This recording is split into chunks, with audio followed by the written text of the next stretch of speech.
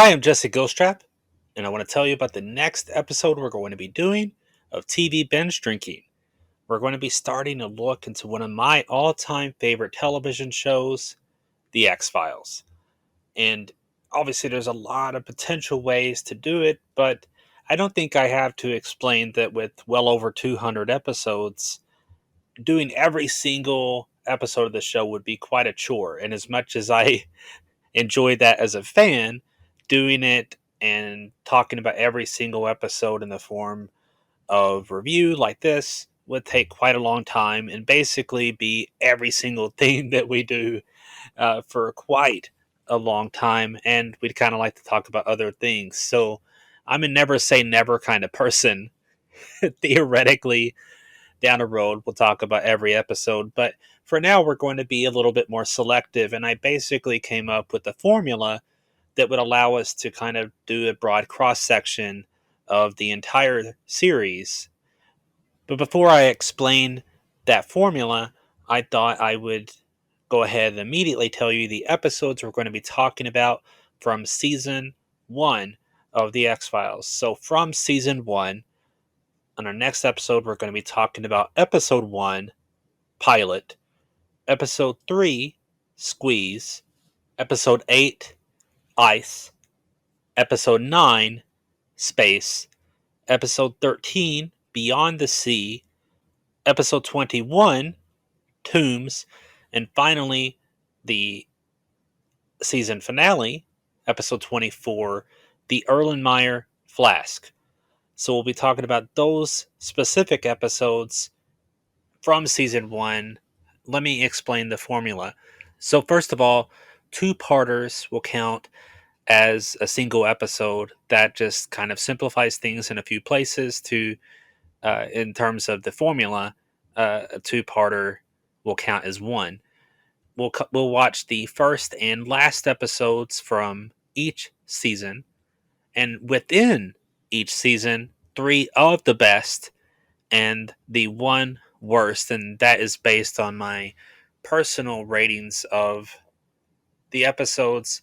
The last time I watched through the entire series, I rated each individual episode, and that helped me in the selection process for what we would talk about in these reviews. So, uh, if you are new to the show, you never watched it before, and you're trying to decide perhaps if you would like to watch it or not. Well, I'm a huge fan, and I already used the words the last time I watched through the entire series, so that should tell you quite a bit about me right then and there in terms of me being a fan. But obviously, I understand and appreciate that not everybody's into the same thing. So if you're wanting to decide if you are into the show or not, yeah, there's a variety of ways to do it. Perhaps you're like me and you're a completist and you're thinking, I don't want to just pick and choose. I'd like to watch through the entire thing. And if you're like that, then I think it's worth kind of mentioning the kind of way that the show unfolds as it goes. Honestly, I think it comes out of the gate really strong and knowing what it is, but it grows as it goes along. You know, the writers, directors, they grow confidence. The network itself became more confident in the show and started giving it more support. And you can see that as the show goes along. It gets better throughout the first season. It gets even better in season two. And I feel like it's practically objective truth that the show is at the peak of its powers in seasons three, four, and five. That doesn't mean that there aren't great things before and after. It just means that that's the peak of the show. So it does become better as it goes along, and it also becomes more varied as it goes along too, because you start to see the show do even more kinds of things in terms of genre. It has a lot of stuff going on even in the first season, but you start to see in following seasons episodes that are entirely comedy, that are full out comedy, that are full out drama, which really you can see even that in season one. But you can have action thriller episodes and horror episodes, and you know, running the gamut, and the show does all of that so successfully in terms of its direction, in terms of the performances. That's part of the power of the show is how well they do so many different kinds of things. But you really get that more as the show goes along.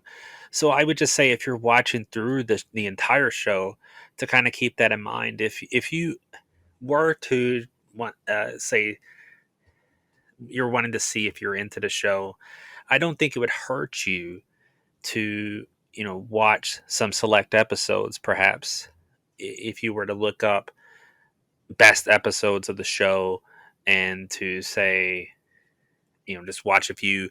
It's not an intensely serialized show, so if you were going to just watch certain episodes, that one of the reasons it worked so well in syndication is because you could watch a random episode and enjoy it for the most part. Most of these episodes can be enjoyed in and of themselves, and that's a strength of the show. But it doesn't mean that there isn't an overarching flow to the thing too. There's a mythology, but even more than that, if you watch it as it goes, you get a sense of the character growth, and that's one of the things that I love about it. A lot of shows that are formulaic or that um, have some type of procedural notion, they don't really have any weight to events week to week. But on the X Files, I think you get the sense of everything mattering. So if something big happens this week, next week, and I'm sorry to refer to it in terms of weeks, because that's not really how it airs anymore. You're just going to watch the show as it goes. But as I'm sure you understand what I mean when I say week to week. Uh, if something happened one week, the next week it still mattered. If something weighty happened to the characters, it's going to reflect on them. And I think you get the sense of that. So you could absolutely watch a random episode or two or three and decide, oh I really like the show.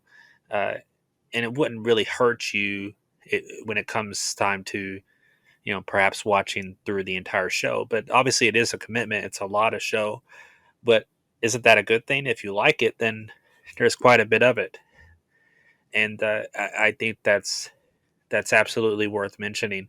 Uh, like, not to get ahead of myself because we'll be talking about each season individually as it goes, but I do think if you're talking about the entire series, the first 5 seasons were kind of a solid entity in and of themselves, where they were based out of Vancouver, and then they made a movie. The first movie came out between seasons 5 and 6, and then they moved to Hollywood for seasons 6, 7, 8, and 9. The original run of the show was 9 seasons, and those last 4 seasons of the original run are generally considered weaker. I do think season 9 is handily the worst of them all, but that doesn't mean that there aren't good things in there. And I think there's some underrated stuff too, for sure. So that's just worth bearing in mind if you're going to be tackling the whole thing. And then they made the second movie years after the original series finale. And then there were 2 more seasons years after that were limited time event series, which I thought was great. There's definitely some contention in terms of divided opinion about the quality of some of those episodes, but I think overall, without getting too deep into criticism one way or the other on my part, that it's just good to see more X Files, and specifically to see more Mulder and Scully, because David Duchovny, one of the 2 stars of the series, he actually started backing out in season 8. He's only in a portion of the episodes. In season 9, he's only in the series finale. So seeing Mulder and Scully for a final movie and 2 more seasons, I think was a good thing in and of itself. And that doesn't mean that there aren't strengths to the show with Robert Patrick, who stepped in and started kind of fulfilling part of that role. And then you had Annabeth Gish that also stepped in at one point. But definitely when you have David Duchovny and Gillian Anderson, Mulder and Scully, that's when you have, I think, one of the strengths of the show, which is uh, saying a lot about how the series is character based. I think one of the big things about the show for me, in terms of why I enjoy it so much, is that it really does matter what you know about these people, these individuals, and you get the sensation of them being real people, and you can start relating to them and feeling for them and seeing how events weigh on them as it goes. And, a lot of shows like this don't necessarily have the same care put into the characters, but you definitely have that with the X Files. It's one of the most influential shows of all time.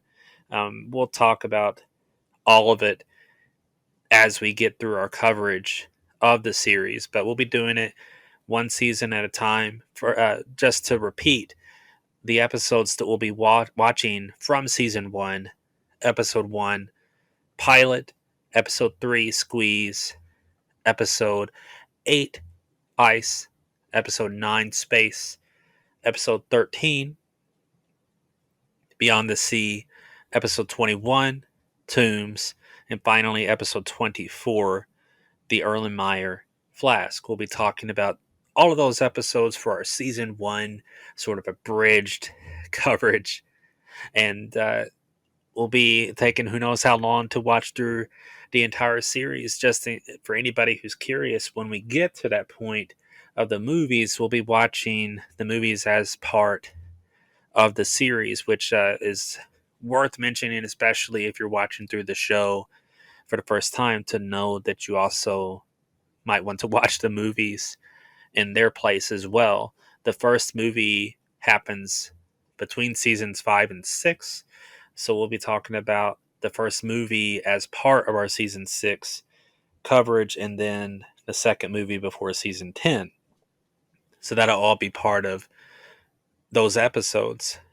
The first movie with season 6 and the second movie with season 10. But even in this abridged form, we'll be talking about a lot, and I do think it's worth mentioning we're not just watching the best episodes or the most important episodes. We're watching them on a more selective basis, and also intentionally intentionally torturing ourselves by watching the one worst episode from each season. So that's also, if you're following along, worth bearing in mind when we get to the worst episode from each season.